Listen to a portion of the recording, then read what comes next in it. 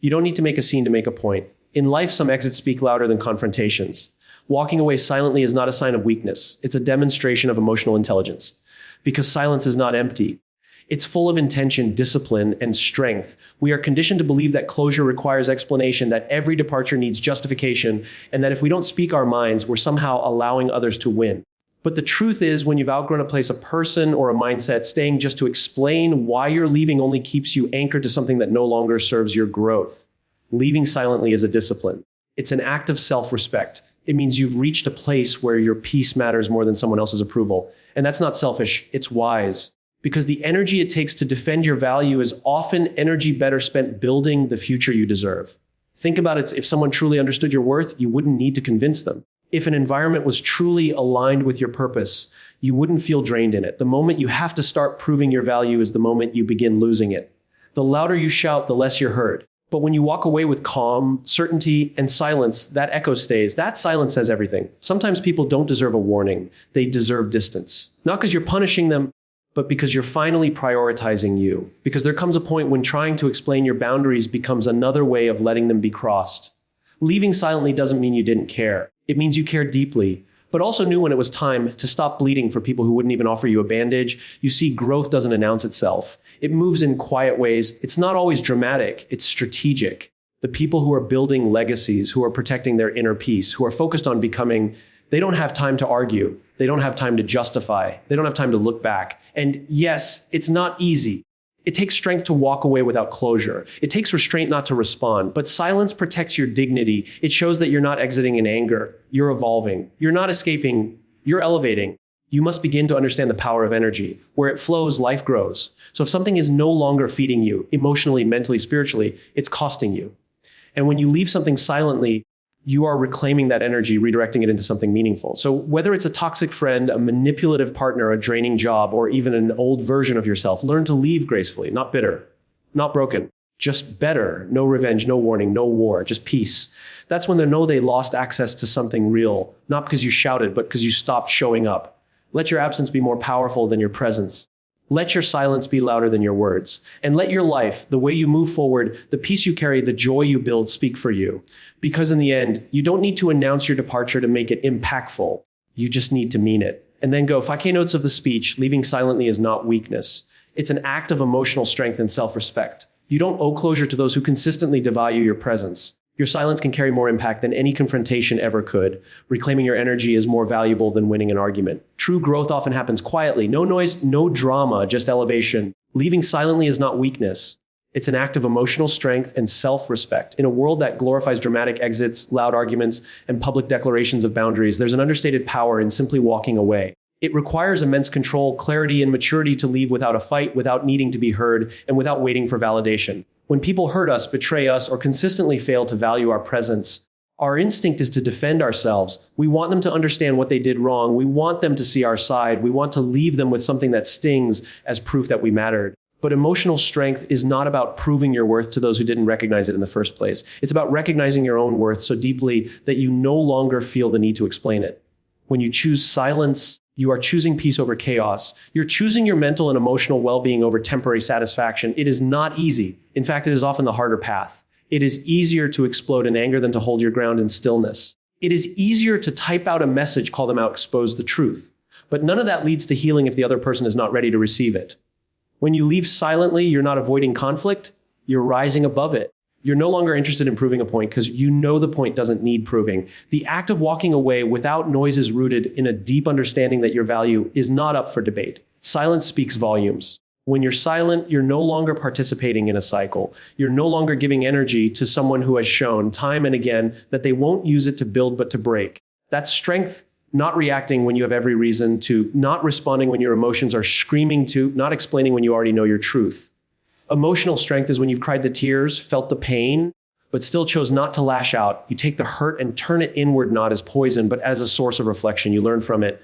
You sit with it. You grow through it. And eventually you move forward not with baggage, but with wisdom. Leaving silently doesn't mean you didn't care. It means you cared so much that you had to protect your heart. You chose not to waste your compassion on those who mishandled it. You gave what you could. You tried. You showed up, but you're not obligated to keep showing up for people who keep letting you down. And when you realize that, You begin to understand the difference between staying loyal and staying stuck.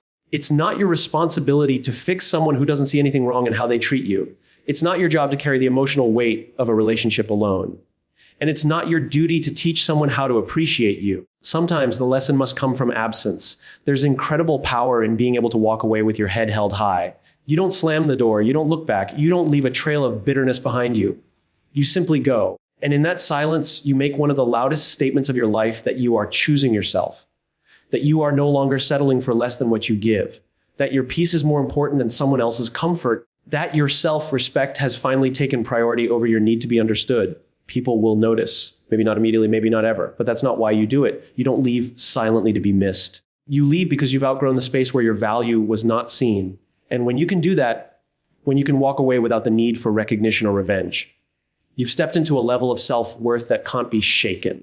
That is not weakness. That is emotional maturity at its finest. That is the quiet strength that builds legacies, that breaks generational cycles, and that ultimately leads to peace. You don't owe closure to those who consistently devalue your presence. We live in a culture that often idolizes closure. The idea that every relationship, every connection, and every departure must end with a conversation, a sit down, an exchange of final thoughts and feelings. But closure is not always mutual. Sometimes closure is not something you get from someone else. It's something you give to yourself. When people have repeatedly overlooked your value, minimized your emotions, or taken you for granted, you don't owe them a final explanation. You don't have to revisit your pain just to help them understand what they refuse to see all along.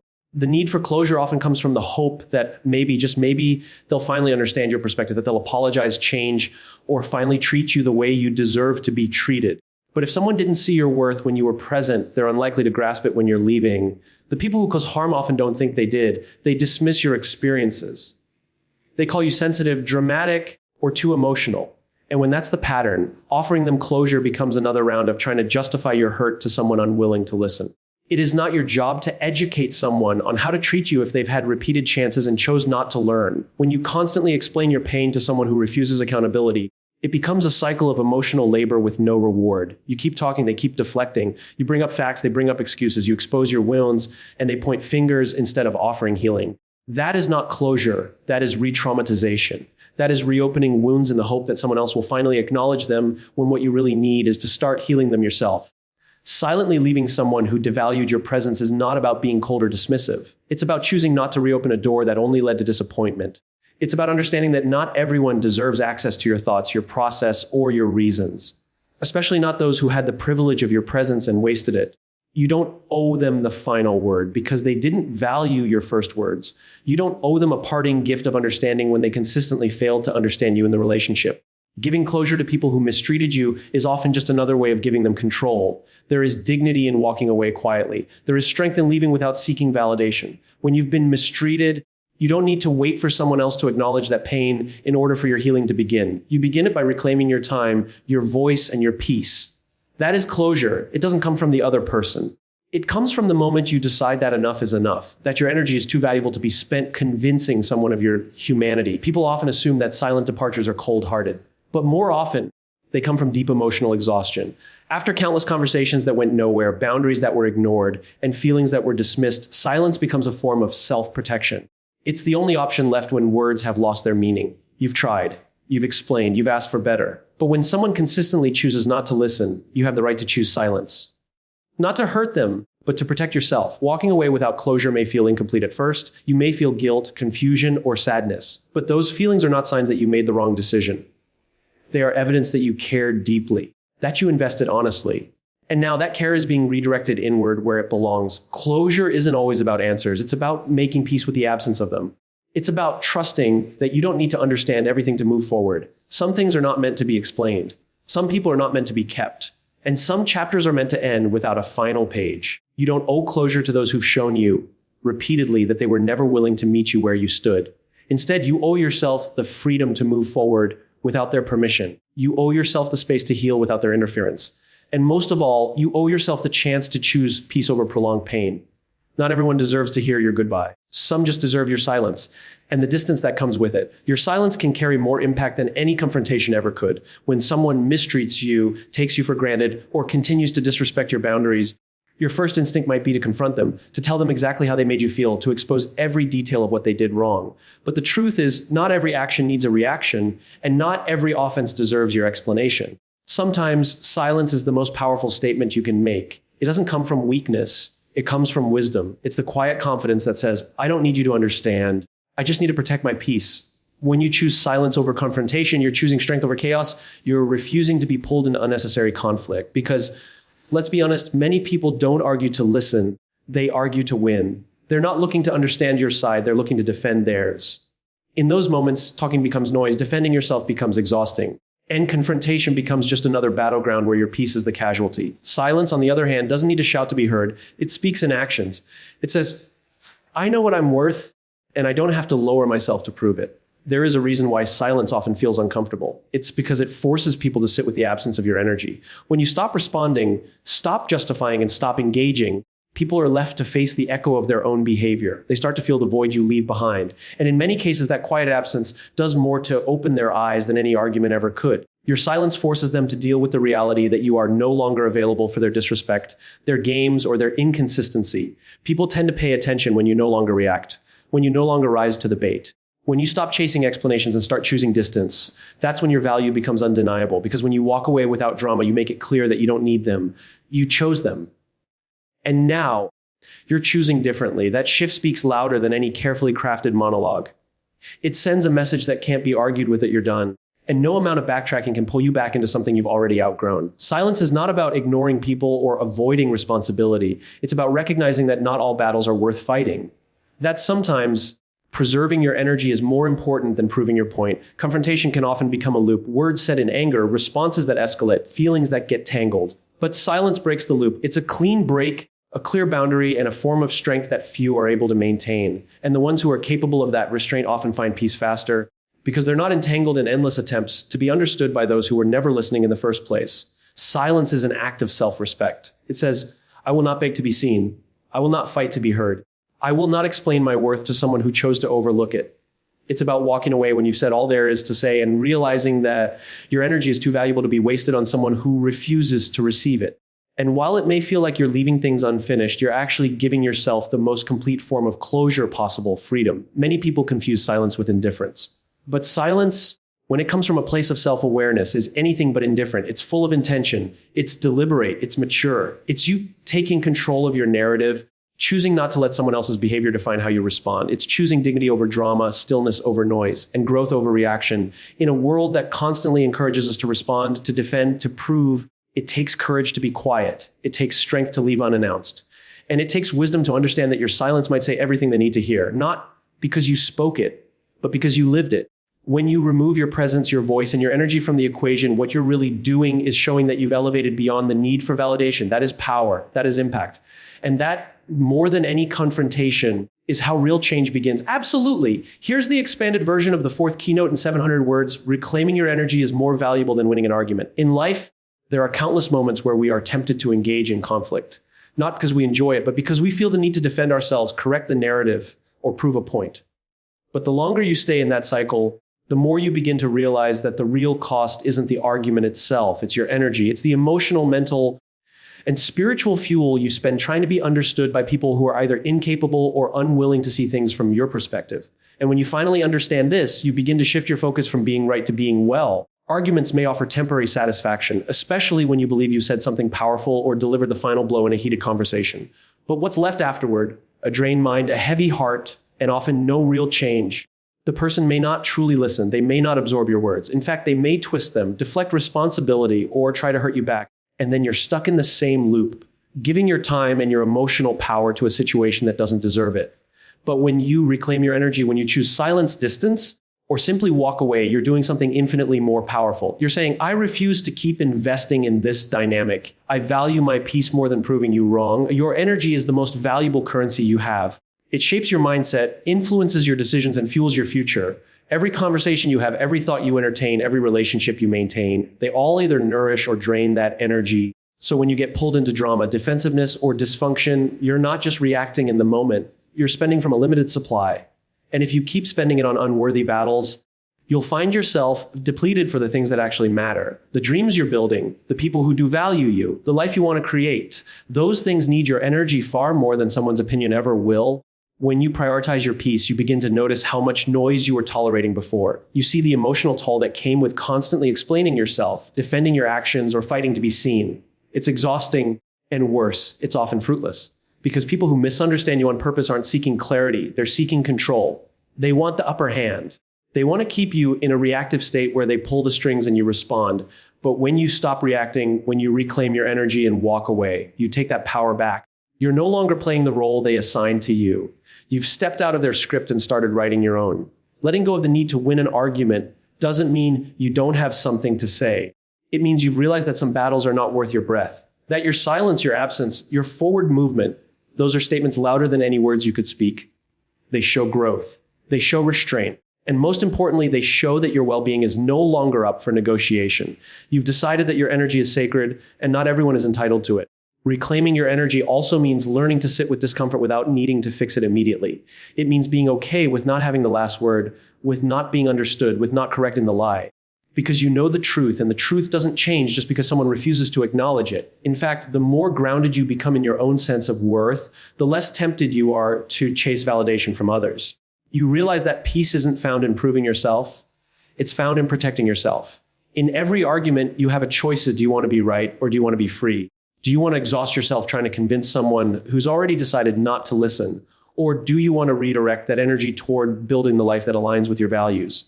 The answer becomes clear the more you heal. You no longer crave the chaos. You no longer get high on the drama. You want peace, and you're willing to walk away from anything that threatens it. That's not giving up. That's growing up. That's wisdom in motion. And that's the kind of power no argument can ever win. True growth often happens quietly. No noise, no drama, just elevation. We tend to associate transformation with big announcements, dramatic changes, or visible achievements.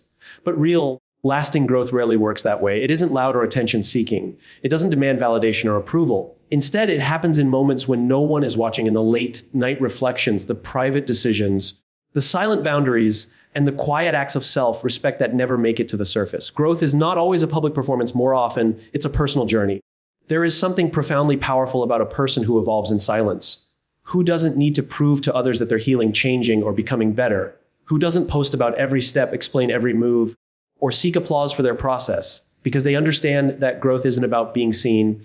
It's about being grounded. It's about finally learning to trust yourself, to make decisions from a place of wisdom, and to build a life that reflects who you're becoming, not who you were. The quiet moments are where the most meaningful shifts take place. When you begin to outgrow the people you once thought you couldn't live without. When you start letting go of habits that once felt comforting but were holding you back. When you say no to things that drain you, even if others don't understand, that's growth. And it doesn't need a spotlight. In fact, it thrives without one. Because when you stop performing for approval, you start living in alignment. You begin moving from truth, not fear. You start acting from values, not validation. Most people won't notice your growth immediately. They'll still expect you to react the way you used to. They'll test old triggers, poke at familiar wounds, or challenge your silence. But growth is about responding differently, not loudly. It's about keeping your peace when you would have once chosen war. It's about letting things go that once would have consumed you. It's about walking away without bitterness and continuing to build even if no one claps. And when they don't understand it, when they say you've changed, they're right, you have. You just didn't announce it, you lived it. Quiet growth is sustainable growth because it's not built on pressure to impress or compete. It's built on intention. You're not rushing to prove how far you've come. You're moving in sync with what feels right. And because of that, your progress becomes authentic. It lasts. It grounds you. It doesn't crumble the moment someone criticizes it because you weren't doing it for them in the first place. The strongest roots grow underground where no one can see them. And yet, those are the roots that sustain the tallest trees. Your quiet growth is doing the same. There's also a deep sense of safety in private evolution. You're not vulnerable to opinions. You're not distracted by comparisons. You're free to fail, to try again, to explore without judgment. And when you finally emerge, whether that means stepping into a new season, reaching a goal, or simply feeling more whole, it's not a surprise. It's the result of all the silent work you've been doing behind the scenes. The boundaries you set, the forgiveness you gave, the healing you pursued without needing anyone else to recognize it. People often underestimate those who grow in silence. They assume that because you're quiet, you're stagnant. But what they don't see is that you're evolving in ways that words can't capture. You're developing resilience. You're learning emotional discipline. You're becoming more grounded, more self-aware, more free. You don't need to scream to be powerful. You don't need to declare your evolution. Your life will reflect it. Your energy will shift. Your decisions will change. Your presence will feel different. And that will say more than words ever could. The world often rewards noise. Those who shout the loudest move the fastest and take up the most space. But growth isn't always loud. Sometimes it's the quiet decision to not go back. The silent refusal to tolerate less. The internal knowing that you deserve more. And those quiet moments, they become the foundation of a stronger you. Because while noise gets attention, silence gets results. And the ones who grow in silence are often the ones who lead the most powerful transformations. Not because they told everyone, but because they lived the proof. The greatest power you can ever hold is the power to walk away quietly, calmly, and with conviction. You don't need to explain your worth to those who ignored it, and you don't need to argue with those who refuse to understand you. True strength lies not in how loudly you leave, but in how peacefully you choose to let go. When you leave silently, you are not abandoning others, you are returning to yourself. You are protecting your peace, preserving your energy, and honoring your growth. Let your silence echo louder than any words ever could. Let your life after them speak the truth they refuse to see. Because in the end, the strongest move is not staying to prove, but leaving to evolve.